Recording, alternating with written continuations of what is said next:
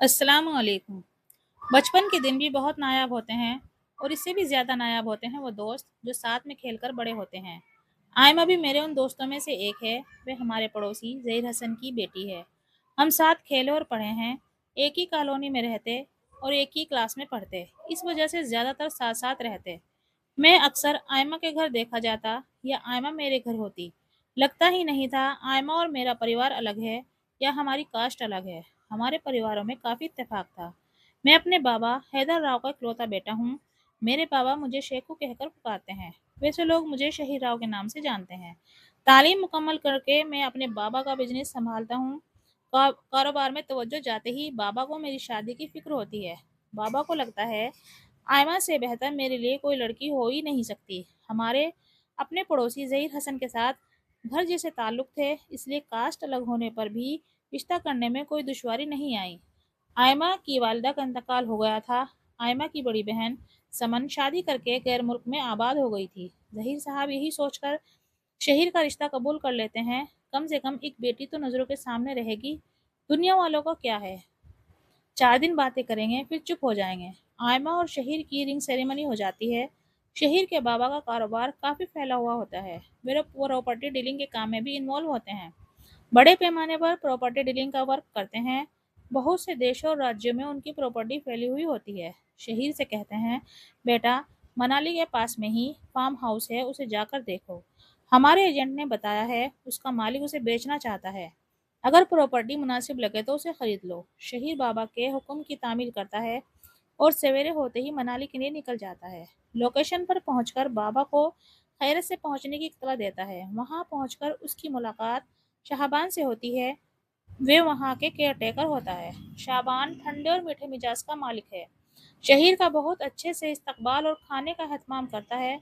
Farm house शहर से बाहर सुनसान जगह पर मौजूद होता है, जिसके चारों तरफ जंगलात होते हैं। ऐसे सन्नाटे भरे जगह में शहीर को शाबान की मौजूदगी बहुत अच्छी लगती है और इस बात का सुकून होता है यहाँ कोई तो मौजूद है। अलबत्ता जगह बहुत खूबसूरत और सुकून से भरी होती है। प्रॉपर्टी शहीर को बहुत पसंद आती है और वे यहाँ कुछ दिन ठहरने का इरादा बना लेता है।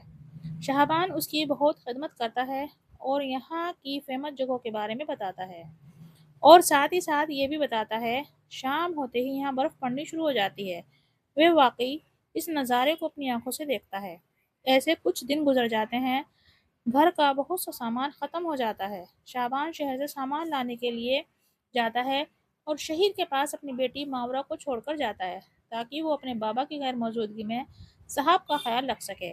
जैसे ही शाबान शहर पहुंचते हैं, हैवी स्नोफॉल का अनाउंसमेंट होता है। देखते ही देखते स्नोफॉल शुरू भी हो जाता है। गाँव को जाने वाले सभी रास्ते बंद हो जाते हैं। उधर मौसम ज़्यादा ठंडा होने की वजह से शहीर की भारी बीमार हो जाता है। मावरा शहीर की बहुत खिदमत करती है, कभी काढ़ा बनाती तो कभी कमरा गर्म करने के लिए आग जलाती। इस तरह शहीर की तबीयत कुछ बेहतर हुई। मौसम खुला, रास्ते बने और मावरा के बाबा शहर से वापस आए। मगर मावरा को अपनी खिदमत का बदला बदनामी से मिला। जब मावरा के मंगेतर को ये बात मालूम हुई तो उसने रिश्ता ख़त्म कर दिया। अब शाहबान और उसकी बेटी के लिए ये बात बड़ी तकलीफ देने वाली थी। मावरा तो घर को लौट जाती है, मगर शाहबान जो बाबूजी बाबूजी करते फिरता था, अब एक कोने में बैठा हुआ रोता रहता है। शहीर से शाहबान की हालत देखी नहीं गई।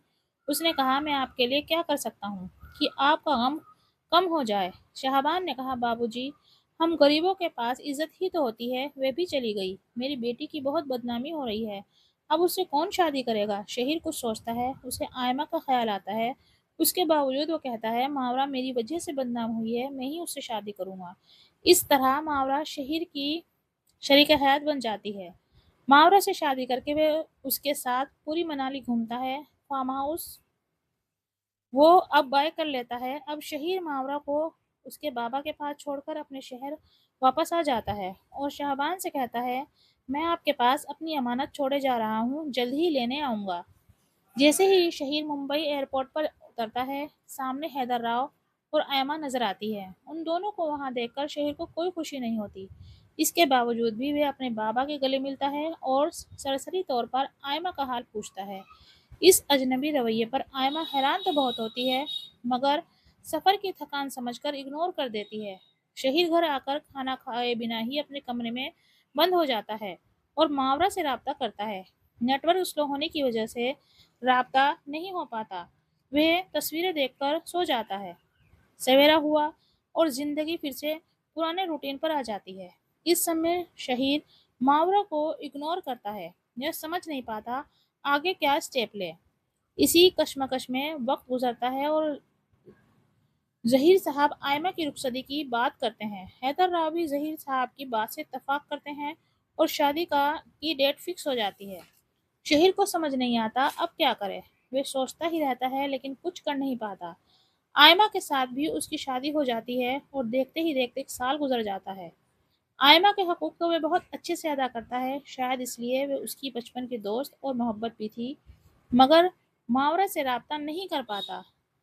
खर्च उसको मुस्तकिल भिजवाता रहता है, इसलिए वह इस खबर से भी बेखबर रहता है कि मावरा ने दो जुड़वा बेटियों को जन्म दिया है। दोनों बेटियां अपनी माँ की तरह गोरी रंगत और भूरी आंखों वाली होती हैं। अब हैदर राव को अपने घर में बच्चे की कमी महसूस होने लगी। उन्होंने आयमा के टेस्ट करवाए, रिपोर्ट आई और उससे पता चला आयमा कभी माँ नहीं बन सकती। ये खबर सुनकर हैदर साहब को बहुत दुख होता है, क्योंकि शहीर उनका इकलौता बेटा है। ऐसे ही कुछ वक्त गुजरता है। आयमा को भी इस बात का बहुत अफसोस होता है। अब हैदर साहब अपने बेटों को दूसरी शादी का मशवरा देते हैं। वो इस बात से अनजान थे कि आयमा से उस शहीर की दूसरी शादी ही है।